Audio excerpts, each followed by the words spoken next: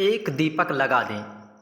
कहाँ पर लगाना है? 7 वृक्ष की पत्ती वाला उपाय कब करना है, कैसे करना है, कौन सी 7 वृक्ष की पत्ती वाला उपाय हमें करना है? जैसा कि मौनी अमावस्या, पितृदोष बदलेगा पितृ कृपा। अमावस्या की तिथि हमारे पितरों को समर्पित, इसलिए हम सभी को एक दीपक अवश्य लगाना है।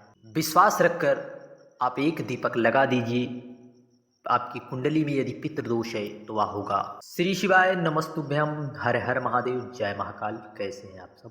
हम सबको पता है कि माघ महीने की मौनी अमावस्या की तिथि हमारे पितरों को समर्पित है। जितनी भी माताएं बहनें इस वीडियो को देख रही हैं वे जरूर इस उपाय को अंत तक जरूर देखें, ताकि उपाय के तरीके से यदि कर लिया जाता है तो निश्चित है बाबा देवादिदेव महादेव की कृपा के साथ साथ हमारे पितरों की भी कृपा होती है। मैं पूज्य गुरु जी ने अमावस्या तिथि पर सभी को एक विशेष उपाय करने को कहा है। एक दीपक वाला 7 वृक्ष की पत्ती वाला उपाय हम सभी को समझना है। कैसे करना है यदि आप कर लेते हैं तो निश्चित है बाबा देवादिदेव महादेव की कृपा जरूर होगी। यदि हमारी कुंडली में पितृदोष है तो निश्चित है हम जिस भी कार्य को लगाते हैं, हाथ लगा देते हैं, वह कार्य हमारा पूरा नहीं होता। कुछ ना कुछ उसमें अड़चन जरूर आती है। तो ऐसे में हम सभी को कौन से उपाय करना है, कैसे करना है, चलिए जानते हैं। श्री शिवाय नमस्तुभ्यम। और ऐसे में हम सभी को यह भी जानना है कि स्नान का क्या शुभ मुहूर्त रहेगा। देखिए, माघ माह 9 फरवरी 2024 दिन शुक्रवार को अमावस्या तिथि की शुरुआत 8:02 से होगी। माघ कृष्ण अमावस्या तिथि की समाप्ति 10 फरवरी दिन शनिवार की सुबह 4:28 पर होगी। ऐसे में माघ 9 फरवरी को हम सभी को मौनी अमावस्या का स्नान करना है। तो क्या है शुभ मुहूर्त, जिस मुहूर्त में हमें स्नान करने का फल कई गुना होता है। देखिए, अमावस्या तिथि पर दीप लगाना और दान का, स्नान का विशेष महत्व होता है, खास तौर पर इस मौनी अमावस्या पर। इस दिन मौन रहकर भगवान नाम स्मरण, भगवान श्री हरि के नामों का, भगवान कुबेर भंडारी के नामों का, राम नाम, कृष्ण नाम का मन ही मन उच्चारण करने से, मौन व्रत धारण करने से हमें एक अद्भुत तेज की प्राप्ति होती है और साथ ही साथ भगवान की कृपा हमें ज़रूर मिलती है। तो हमें यदि ना कर पाए, आप मौन रख पाए, तो स्नान तक आप ज़रूर मौन रहें। यह एक व्रत का उच्चतम कोटि का व्रत है। इस व्रत से हम सभी को निष्ठा भाव से ज़रूर रखना चाहिए, क्योंकि यदि दृढ़ विश्वास है तो निश्चित है बाबा की कृपा के साथ साथ पितरों की कृपा जरूर होगी। इस दिन हम सभी को पवित्र नदी में स्नान ब्रह्म मुहूर्त से ही प्रारंभ हो जाता है। माघ अमावस्या के दिन आप ब्रह्म मुहूर्त में 5:21 से प्रारंभ करने का शुभ समय है। वह स्नान पूरा दिन चलेगा। ब्रह्म मुहूर्त में आप 5:21 से लेकर 6:13 तक स्नान का शुभ मुहूर्त है और स्नान दिन भर चलता है। लेकिन आप इस समय जो है ज़रूर स्नान कर लें। इससे स्नान करने का आपको फल कई गुना जरूर मिलेगा। इस अमावस्या तिथि पर कौन से विशेष उपाय हम सभी को करना है? सबसे पहले इस प्रकार से हमें लेना है गौ माता के दूध से बना हुआ घी। इस प्रकार से हमें लेना है गौ माता के दूध से बना घी।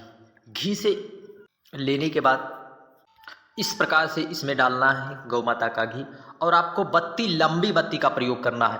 गोल बत्ती का प्रयोग हमारे पितरों को नहीं जलाई जाती। आप ध्यान करके, हमारे पितरों को लंबी बत्ती का ही दीपक प्रज्वलित किया जाता है, क्योंकि धन संपदा, सुख वैभव की वृद्धि के लिए लंबी बत्ती का दीपक पितरों को जरूर समर्पित करना चाहिए। परंतु एक चीज पूज्य गुरु जी ने बार बार बताई है कि बत्ती आप अपने हाथों से ही बनाएं, और आप इस प्रकार से दीपक प्रज्वलित कर ले, या फिर आप किसी पवित्र नदी में स्नान करने के लिए गए हैं तो वहीं पर आपको उस दीपक को प्रज्वलित करना है। वहीं पवित्र नदी में आपको जहां पर स्थान मिले, पूजा पाठ करने के बाद एक दीपक अपने पितरों का भाव स्मरण करते हुए, अपने जीवन में चल रही समस्याओं को अपने पितरों से बताते हुए, साथ साथ देवादिदेव महादेव का स्मरण करते हुए, अपने पितरों के निमित्त एक दीपक जो भी व्यक्ति किसी भी अमावस्या पर लगा देता है, पितृ उस पर कृपा करते हैं। पितृ यदि दोष है तो वह दूर होकर पितृ कृपा में ज़रूर बदलता है और साथ ही साथ पितृ हमारे दूधो नहाओ पूतो फलों का आशीर्वाद हमें लुटा कर जाते हैं और हमें धन संपदा सुख वैभव की कमी ना रहे, इसलिए हम सभी को दीपक ज़रूर प्रज्वलित करना चाहिए और पितृ हमारे हमें ऐसा आशीर्वाद देते हैं।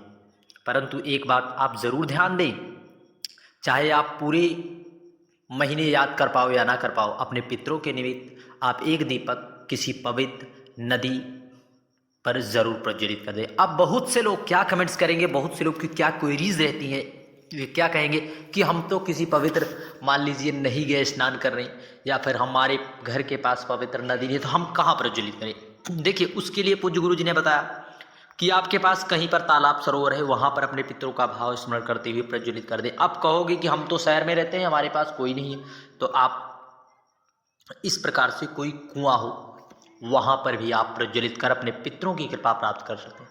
अब फिर कुछ लोग कहेंगे कि हम जहाँ रहते हैं वहाँ कुआं दूर दूर तक नहीं, नज़दीक, हम उसके लिए क्या करें। तो चलिए जानते हैं, उसके लिए भी पूज्य गुरु जी ने एक विशेष उपाय बताया है। यदि हम सभी यदि अपने पितरों के निमित्त दीप प्रज्वलित करते हैं, तर्पण आदि कर देते हैं, इस समय हम सभी को काले तिल से अपने पितरों का तर्पण अवश्य करना चाहिए। फिर हमें उस दीपक को, अब कहोगे कहाँ हम प्रज्वलित करें, मेरे पास तो अच्छा स्थान नहीं है।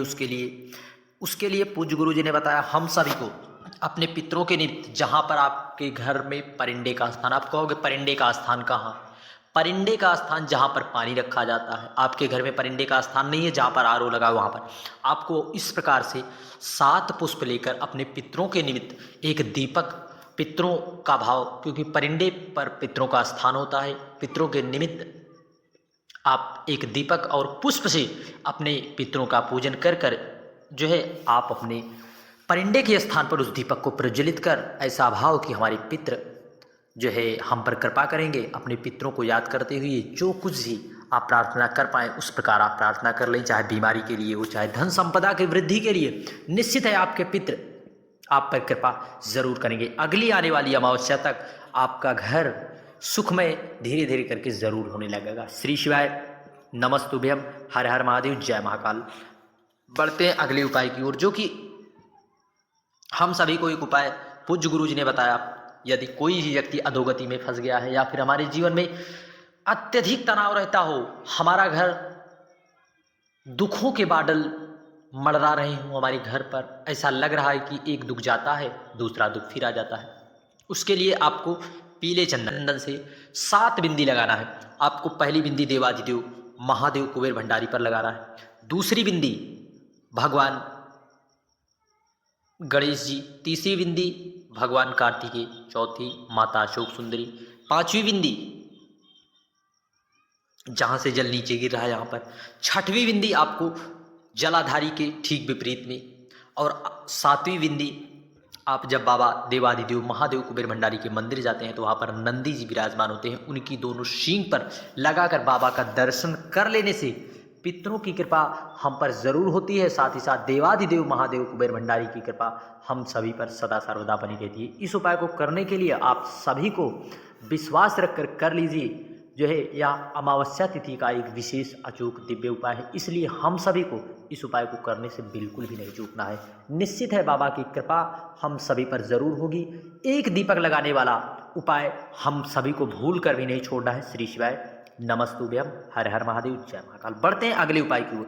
अपने पितरों के निमित्त जो है आप परिंडे के पास अवश्य एक दीपक जरूर लगाएं। गौ माता के दूध से बने घी का प्रयोग कर पितरों के लिए 7 पुष्प अवश्य अर्पित कर दें।